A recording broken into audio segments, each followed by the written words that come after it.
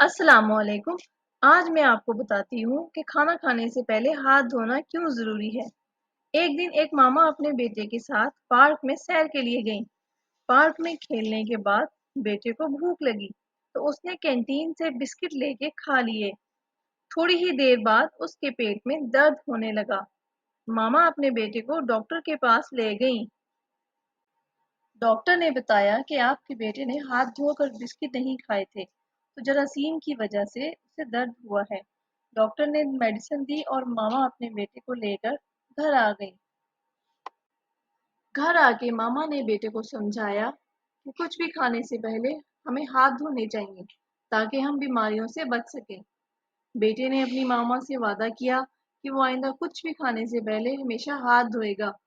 लिहाजा प्यारे बच्चों, हमें खाने से पहले हाथ धोने चाहिए ताकि हम बीमार ना हों।